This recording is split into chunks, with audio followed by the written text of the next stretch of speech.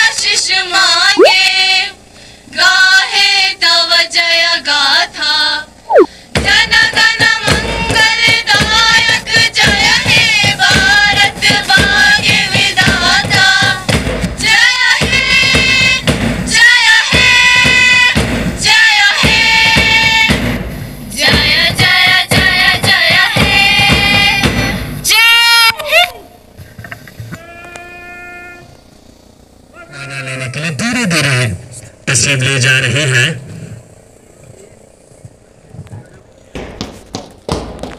दस्ते की यहाँ मुआयना हो रहे हैं। हाई सेकेंडरी स्कूल लंकर जी की दस्ता यहाँ पर दस्ते की क़यादत कर रहे हैं।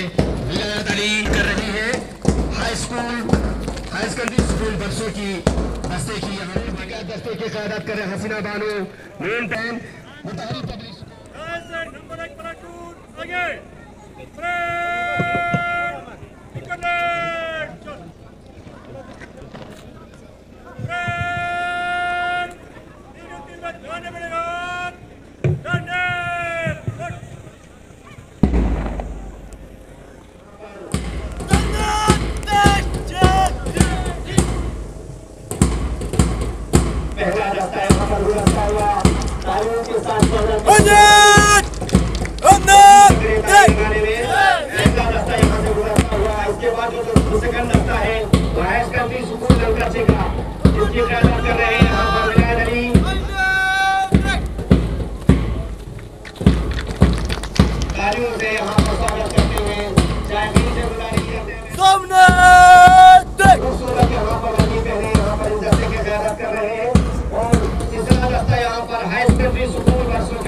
जिसकी क़यादत कर रहे हैं सजाद हुसैन कमान लगाते हुए यहाँ पर तालियों से यहाँ पर स्वागत करते हुए दूसरा दस्ता पे यहाँ पर इसके बाद जो दस्ता होगा गरल हाई स्कूल सामपुर का हाई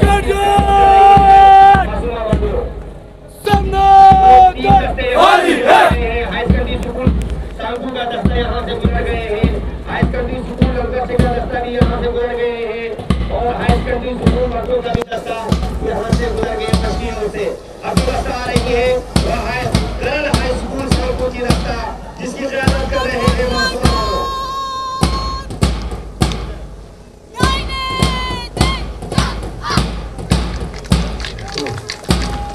गर्ल्स हाई स्कूल सालकू के contingent platoon commander Maqsooda Bano सलामी लेते हैं। धीरे धीरे मन से गुजर रहे हैं। उनके कंटिंजेंट प्लाटून कदम से कदम मिलाते हुए हाथ से हाथ मिलाते हुए इसके बाद नंबर 4 प्लाटून छावा के प्लाटून कमांडर सलामी लेते हुए सलामी मंच से गुजर रहे हैं। कदम से कदम मिलाते हुए हाथ से हाथ मिलाते हुए इंडियन यूनिफॉर्म में मिल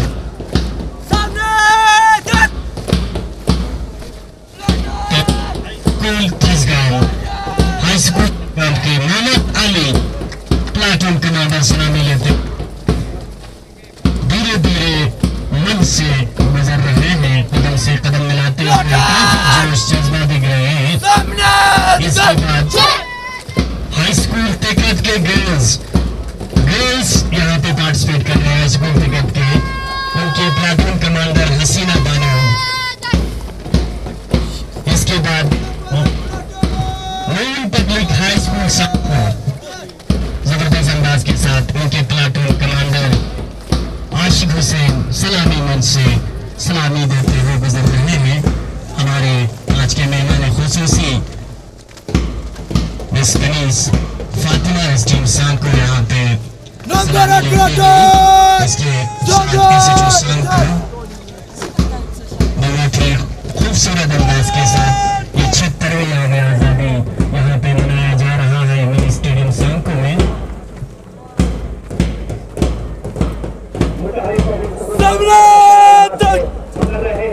इसके बाद जो दस्ता आ रहा है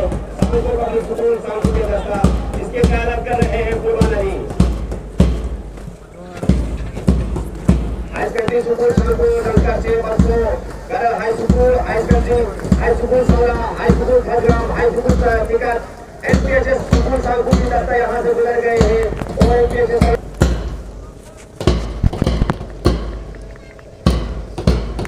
से कदम मिलाते हुए यहाँ पर दस्ते की क़यादत कर रहे हैं कुर्बान अली मंच की ओर से गुजरता हुआ।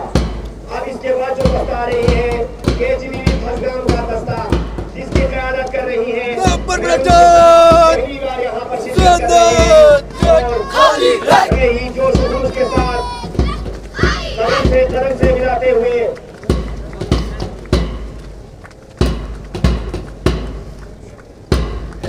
दस्ते की यहाँ क़यादत कर रही है कैलूसा।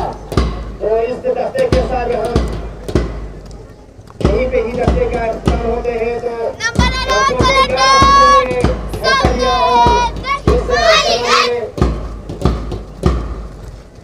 हम तमाम इंचार्ज और प्लाटून कमांडर और तमाम बच्चों से शुक्रिया अदा करते हैं कि आपने इस तकरीब में शिरकत की।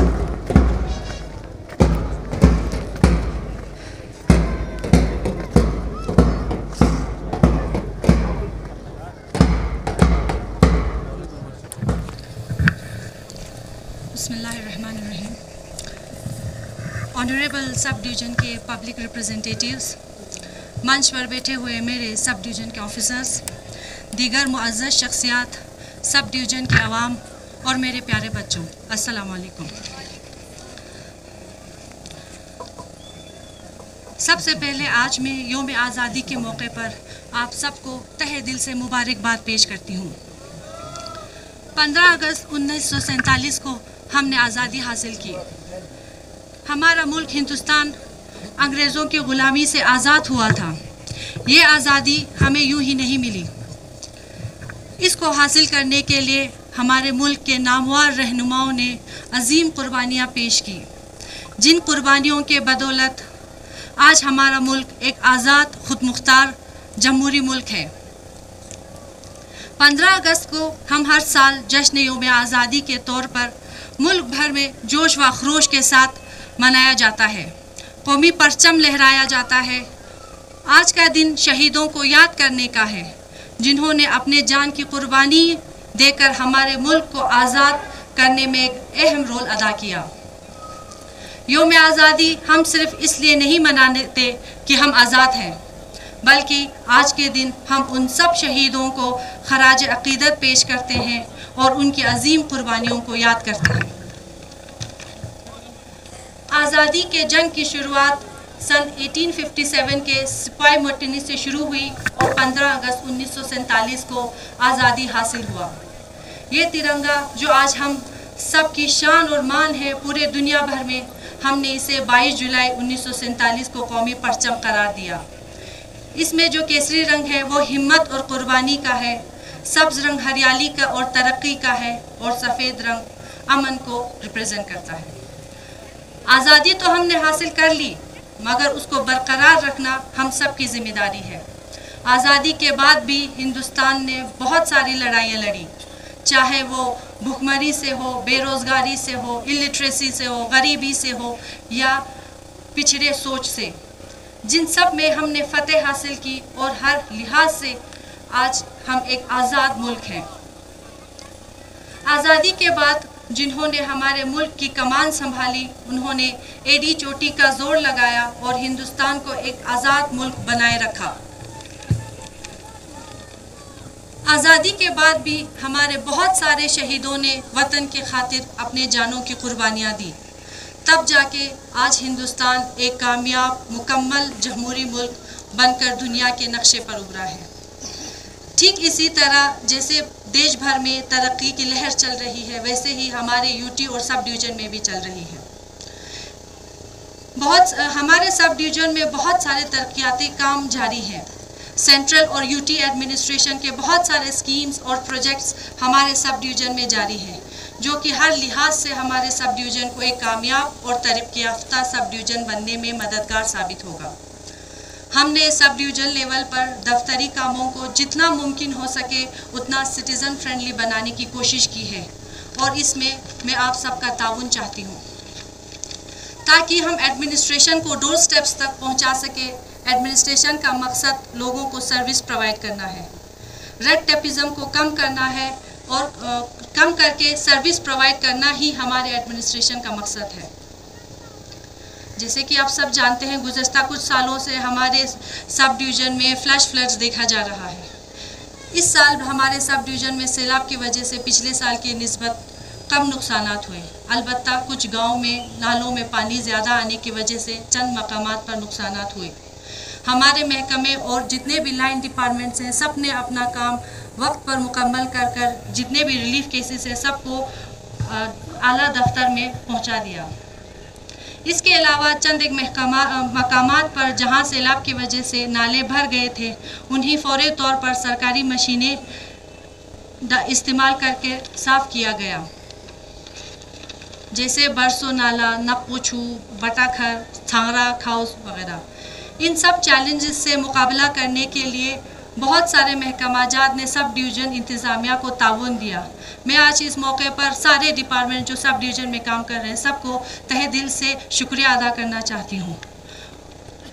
और मैं ख़ास तौर पर मैकेनिकल डिवीज़न कारगिल की भी बहुत शुक्रगुजार हूँ, जिन्होंने वक्त रहते हमारे सब डिवीज़न में डिपार्टमेंटल कुछ मशीनें डिप्लॉय किया, जिसके साथ एक प्राइवेट भी था, जिन्होंने टाइम रहते हमें जहाँ पे भी ज़रूरत पड़ा वहाँ पे हम डिप्लॉय करके नुकसानात को कम करने में कामयाब हुए। आखिर में आप सबका ज़्यादा टाइम ना लेते हुए मैं आप सब हाज़रीन को फिर एक बार योम आज़ादी के मौके पर मुबारकबाद पेश करती हूँ। योम आज़ादी एक दिन नहीं है बल्कि एक सिलसिला है जो हम सब को जारी रखना है। और मैं अपने नौजवान और बच्चों को ये पैगाम देना चाहती हूँ कि आप आप अपने तालीम हासिल करें। आप हमारे कौम के चमकते हुए सितारे हैं। मेहनत और तालीम हासिल करके आप अपने इलाके और मुल्क का नाम रोशन करें। जय हिंद।